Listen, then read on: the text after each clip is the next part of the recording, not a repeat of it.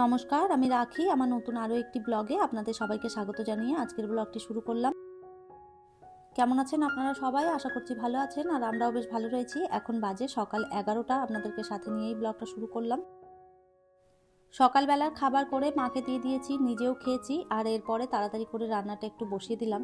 সমস্ত কেটে বেটে ধুয়ে নিয়েছি, আর রান্নাটা করে নিয়ে তারপরে একটুখানি ভেবেছি বেরোবো, যার কারণে তাড়াতাড়ি করেই রান্নাটা বসিয়ে দিয়েছি। আজ আর খুব বেশি রান্না করব না। আজকে রান্না করব ডাল, মাশরুম, আর তার সাথে করব হচ্ছে ডিম ভাজা। তো ডিম ভাজাটা এখন করব না, খেতে যাওয়ার আগে ডিমটা ভাজা করে নেব আর কি। তো এখন এই যে মাশরুম আর ডালটা করে নিয়েই তারপরে ভাবছি বেরোবো। আমি যাব, আর আমাদের পাশের যে ফ্ল্যাটে একজন রয়েছে আমার ফ্রেন্ড, ওর সাথে আর কি বেরোবো। দুজনে মিলে ভেবেছি যাব। তার আগে এই যে রান্নাটা তাড়াতাড়ি করে নিচ্ছি। সকালবেলাতে কোথাও বেরোনোর থাকলে ভীষণ অসুবিধে হয়, কেননা ওই যে কাজকর্ম অনেক থাকে। সকাল দিকটাতে কোথাও বেরোনোই হয় না, বিকেল দিকটাতে বেরোলে বেশ সুবিধে হয়, তখন কাজের চাপটা একটু কম থাকে। তবে সকালবেলার দিকে কাজের প্রচুর চাপ থাকে। আর আজ হচ্ছে শুক্রবার, বিবেকের বাবা রাতের বেলায় আর কি বাড়ি ফিরবে। তো মা চলে যাবে, আজকের দিনটাই হয়তো মা থাকবে, কাল সকালবেলায় আর কি শনিবার দিন মা চলে যাবে। এখন যে ব্লগটি আপনারা দেখছেন, এটা হচ্ছে শুক্রবার দিনের ব্লগ। মাঝে একটা দিন ব্লগ দিতে পারিনি, সেই জন্য অনেকটা দেরি হয়ে গেল। আসলে ভিডিও এডিট করে না, তারপরে ভয়েস দিয়ে রেডি করতে পারিনি, যার কারণেই একটা দিন আর ভিডিওটা দিতে পারলাম না। তো যাই হোক, এইদিকে মাশরুমের তরকারি বসিয়ে দিয়েছি, ডালটা ওইদিকে আগেই হয়ে গেছে। তো মাশরুমের তরকারির ভেতরে ওই দিয়েছি আদা, রসুন, তারপরে ওই জিরে গুঁড়ো, ধনে গুঁড়ো, আদা বাটা দিয়ে দিলাম। সমস্তটা দিয়ে একটু নেড়ে চেড়ে আর এই যে মাশরুমগুলো দিয়ে দিলাম। আজ আর কোনো কিছু মশলা সেভাবে বাটাবাটি করিনি। তো যাই হোক, যা একটুখানি বাটা ছিল শুধুমাত্র আদা আর রসুনটা, ওই জন্য আমি থেতো করেই দিয়ে দিলাম। আর এই তো রান্না প্রায় হয়ে গেছে আমার কমপ্লিট। এরপরে চলুন রান্নাঘরটা একটুখানি পরিষ্কার করে নিই। তো সমস্ত রান্না গুছিয়ে নিয়েছি, এরপর রান্নাঘরটা পরিষ্কার করে তারপরে আর কি স্নান করে বেরিয়ে পড়বো। তো কোথাও বেরোতে গেলে না অনেকটা ঝামেলা হয়ে যায়। তো যাই হোক, এই যে তাড়াতাড়ি করে কাজগুলো সেরে নিলাম, আর এইভাবে তো আর রেখে দিয়ে যাওয়া যাবে না। তো সেই জন্য ভাবলাম গ্যাসটা মুছে একটুখানি পরিষ্কার করে নিই, তারপরে আর কি স্নান করে বেরোবো। বিলি সোনা মাম্মি আইডি থেকে একটা বোন কমেন্ট করেছে, খুব সুন্দর হয়েছে চিড়ের পোহা, আমিও কাল চেষ্টা করব। আর তোমার মুখে বিলি সোনা নামটা শুনে আমার মেয়ে খুব খুশি হয়েছে। ওর বয়স মাত্র 5 বছর। ও রোজ তোমার ভিডিও দেখে। খুব ভালো থেকো দিদিভাই। থ্যাংক ইউ সো মাচ বোন, এত সুন্দর একটা কমেন্ট করার জন্য। সোনামণির জন্য অনেক আদর, অনেক ভালোবাসা মাসিমণির তরফ থেকে।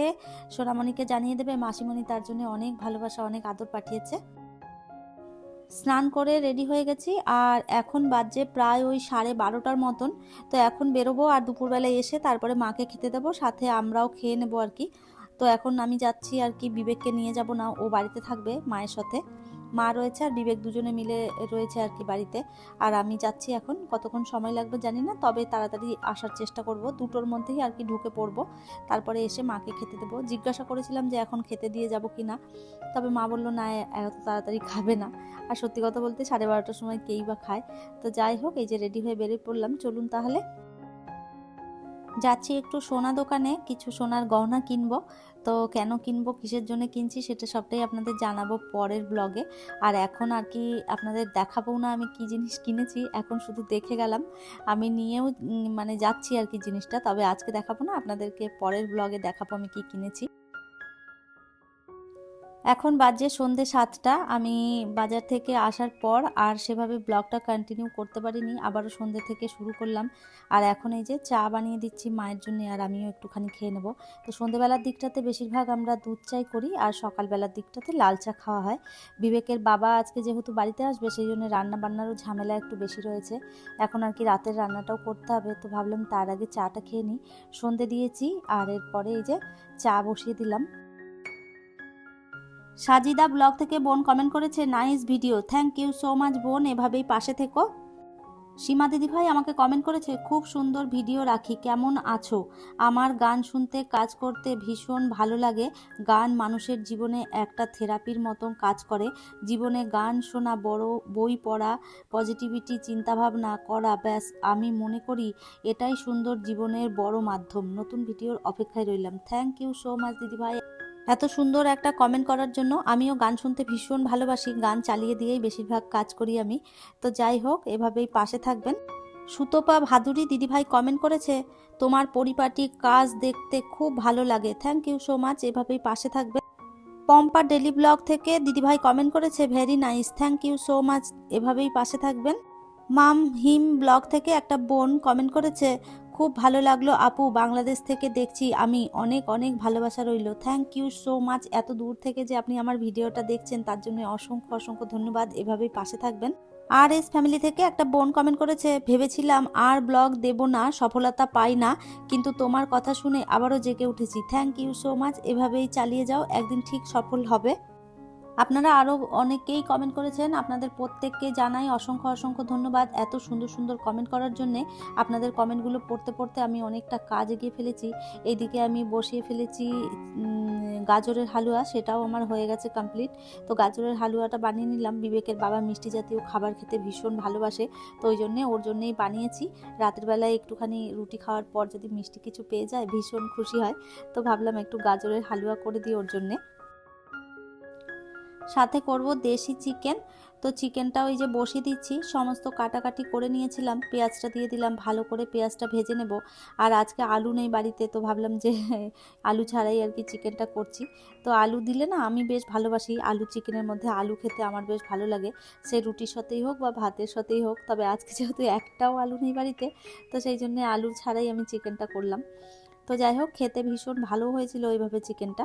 তো চিকেন করে নিলাম, আর সাথে করব রুটি। তো বিবেকের বাবা আসতে এখনও অনেকটা সময় লাগবে, প্রায় রাত 12টা মতন বেজে যাবে ও আস্তে আস্তে। তো তার আগে ওই জন্য খাবারটা করে মাকে দিয়ে দেবো, কেননা মা বয়স্ক মানুষ, অতক্ষণ জেগে থাকলে অসুবিধে হবে না খেয়ে। তো ওই জন্য ভেবেছি মাকে খাবারটা দিয়ে দেবো আর বিবেককে দিয়ে দেবো, আর আমি ওর বাবা এলে তারপরেই আর কি খাবো। তো এই যে সমস্ত রুটিগুলো আর কি করে নিচ্ছি, তারপরে রান্নাঘরটা পরিষ্কার করে নিয়ে মাকে দেবো খেতে। রুটি করলে গ্যাস, তারপরে স্ল্যাব, এইগুলো প্রচণ্ড নোংরা হয়। ভাত করলে দেখবেন পুরো পরিষ্কার পরিচ্ছন্ন থাকে। আর রুটি করতে আমার এই জন্যই খুব একটা ভালো লাগে না, চারোদিকে গুঁড়ো পড়ে একদম যাচ্ছে তাই অবস্থা হয়। তারপরে রুটি করার পরে সমস্তটা মুছে একদম পরিষ্কার করতে হয় আবারও। আর গ্যাসে কি সেরকমভাবে মুছতে হয় না, একটু হালকা বুলিয়ে দিলেই সুন্দরভাবে পরিষ্কার হয়ে যায়। তো যাই হোক, রুটিগুলো ভেজে নিয়ে তারপরে আর কি সমস্তটা গুছিয়ে নেব। আর এই তো সমস্ত রান্না আমার হয়ে গেছে কমপ্লিট। এরপরে রান্নাঘরটা চলুন গুছিয়ে নেবো ভালো করে। আর রাতের বেলায় না খুব বেশি তরকারি দরকার হয় না, অল্প করেই ওই জন্য রান্না করেছি চিকেনটা। তো যাই হোক, চিকেনটা খেতেও বেশ ভালো হয়েছিল, আর আমি দেশি মুরগি খেতে ভীষণ ভালোবাসি। আর এই তো এরপরে গ্যাসটা মুছে নিয়ে তারপরে মাকে খেতে দেবো, আর আমি বসে বসে ভিডিওটা এডিট করব। এখনও পর্যন্ত আমার এডিট করা হয়নি, তো এখন ভিডিও এডিট করব, তারপরে ভয়েস দিয়ে আপনাদের সামনে ভিডিওটা পোস্ট করব। আর এই তো রান্না বান্না সমস্ত কমপ্লিট হয়ে গেছে। তাহলে চলুন, আমার আজকের ভিডিওটা এই পর্যন্তই। ফিরবো নতুন ব্লগ নিয়ে, ততক্ষণের জন্য সবাই ভালো থাকবেন, সুস্থ থাকবেন। আবারও দেখা হবে নতুন একটি ব্লগে।